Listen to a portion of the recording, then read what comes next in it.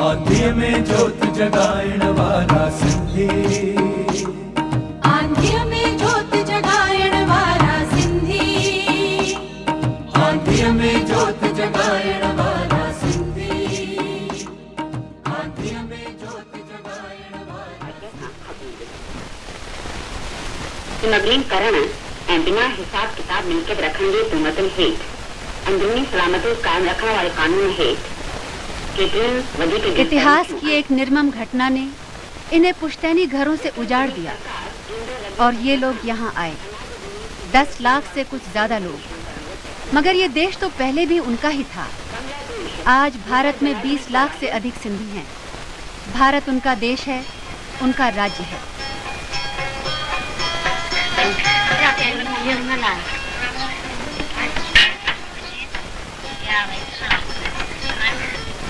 वे एक भाषा बोलते हैं, अनेक भाषाएं समझते हैं।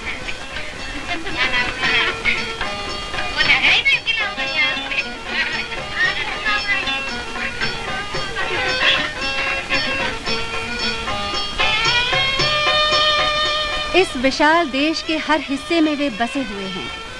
कहीं बड़ी तादाद में अपने ही मोहल्लों में अपनी विशेष संस्कृति झलकाते हुए, तो कहीं आटे में नमक के बराबर, मगर हर कहीं वे अपने देश भाइयों के साथ सुख दुख में एक हैं।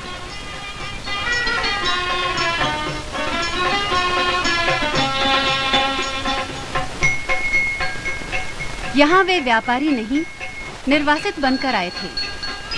अपने साथ वे लाए थे इतिहास का एक टुकड़ा, एक संस्कृति, जीवन का एक ढर्रा, जीने की अदम्य चाह और मांग कर खाने से सख्त नफरत। तब से लगभग 3 दशक होने वाले हैं। बीच के ये वर्ष कठोर परिश्रम के वर्ष रहे हैं और विभिन्न क्षेत्रों में उनकी सफलता कोई मामूली नहीं है, खासकर ये देखते हुए कि उन्हें प्रायः खाली हाथ शुरुआत करनी पड़ी थी। कल का फेरी वाला आज फैक्ट्री मालिक है।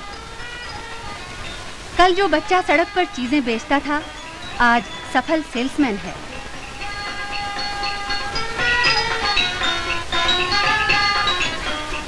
कई के पास पुश्तैनी पेशे का अनुभव था जो नए कारोबार की नींव बना।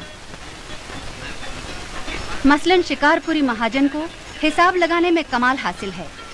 2 सदियां पहले भी उसकी हुंडियां दूर विदेश की मंडियों में सकारी जाती थी। आज भी वो अपना बही खाता अपने पुरखों की हटवाणका लिपि में लिखता है।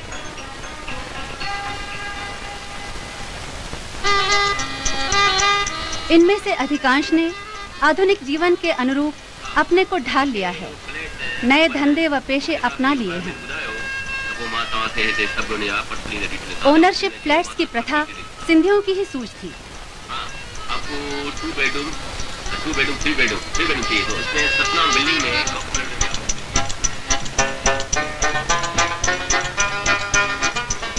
कुछ ने विदेशों में अपने भाई बंधुओं के साथ कारोबार में हाथ बटाकर भरपूर कमाया। धनी सिंधियों की गिनती एशिया के दोनों हाथ कमाने, दोनों हाथ लुटाने वालों में होती है।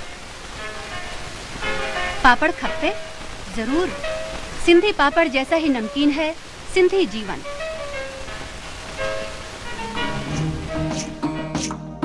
आंधिय में जोत जगायण वाला सिंधी,